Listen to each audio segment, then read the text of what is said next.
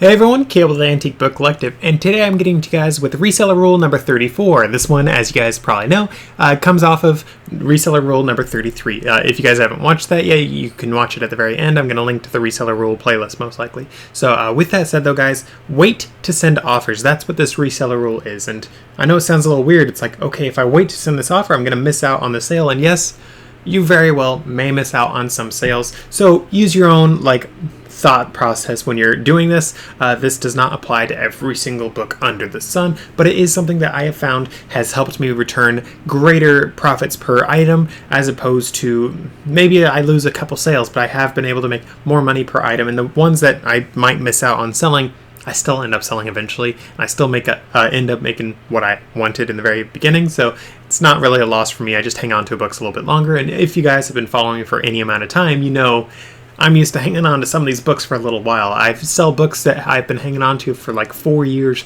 plus sometimes, and I've been in the business for 5 years. So I've still sold a couple of the books that I had in my opening year. It's very fun when I see some of those very first books I bought end up selling, actually, because it's like, hey, I remember you. You're finally gone. Bye, pal. That sort of thing, It's cool.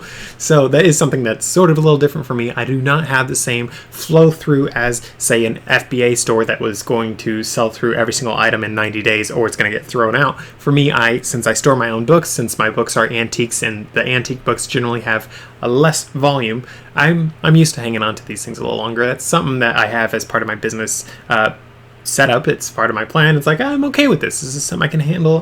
They don't take too much space for how much they end up making, so it's okay. But with all that said, wait to send offers.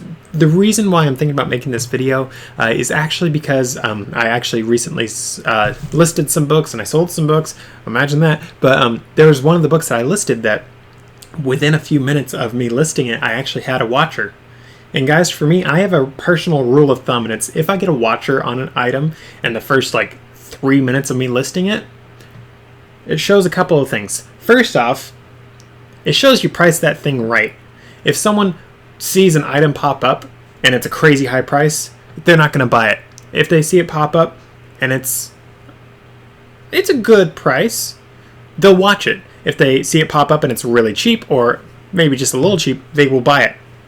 So if they just watch it and it just popped up, you know that you priced it pretty stinking well. Of course, that person watching it might be another reseller, and potentially they're just watching you to see what happens. But there's a good chance that that is a buyer. As such, there's a good chance that they're going to buy it eventually, or they're going to send in an offer eventually. Of course, that isn't to say that you shouldn't send them an offer eventually, because let's face it, sometimes people need a little reminder, and sometimes that person just needs $50 off of a book. And the reason why I say $50 is because the particular book that I listed is $650. So $50 off, that's a pretty good chunk off of the price, and I still end up making some pretty good money off those books. So based on that, that's something that you guys can do. But again, I recommend in that case that you wait to send offers on these books, because from my experience, I have found that those books do end up selling. You do have the price basically exactly right, and it's very nice. And for me, as I already mentioned, I do antique books. I sit on antique books for a pretty long time.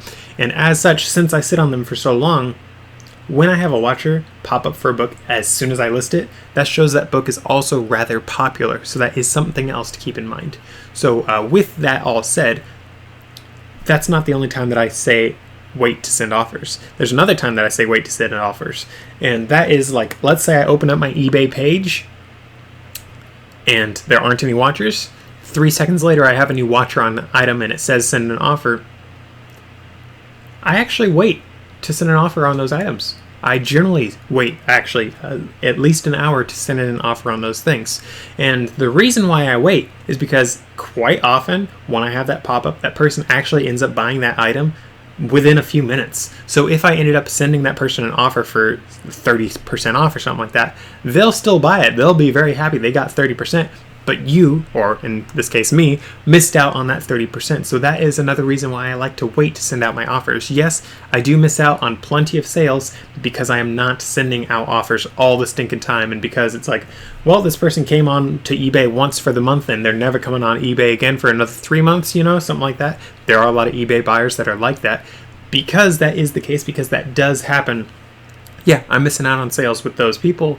But again, because my business model is the long tail, long-term storage of these books, I'm not too worried about that. It's like, okay, you at least saw that I sent an offer for $30, which means when you come back, you might end up offering $30. I've had that happen quite a few times where someone offers me that much that I offered previously. They end up coming back and offering that a week later, a month later, something like that, because they're like, hey, I remember you offered that. I would like that deal now. And for me, guys, I don't send out an offer if I'm not making money on the book still. So it's like, okay, making money's making money. I mean, I hung on to it for a little bit longer, but because of the flow through of all my other books in my business, I don't factor in the long-term storage fees of these books. I sort of factor that in when I'm listing the books in the first place. It's like, well, this book's worth 35 cents. It's not worth storing in the beginning. So that's just something that I like to keep in mind for my business. And guys, I know that I just mentioned all that about this, and I know I mentioned that that is my own business model for my books, for antique books, because they're longer tail, longer term storage books.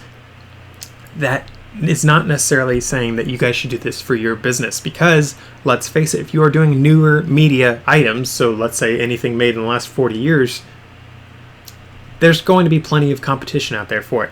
You're not the only person with this particular book on the entire interweb. For me, a lot of the books that I have, I'm the only person or one of like 5 people with this particular book. So I'm going to get the sale. If anyone's looking for it, I'll get the sale eventually because I'm one of the only ones. If you guys are selling a book that there's 55 billion other copies of it, maybe you should send out an offer a little bit quicker to get that person to buy from you, as opposed to Joe Schmo who has 15 of them and selling them for 5 cents less, that sort of thing. So with that said, this is one of the reseller rules that I have that you do need to take with a little grain of salt, because end of the day, everyone's business model is a little bit different. This is one that more applies to my own personal business style, and if you guys are doing it exactly like me, yeah, it might benefit you as well, but I do say might. Some of you might want to get those sales right off the bat. However, it goes back onto the last reseller rule video that I did of don't be desperate.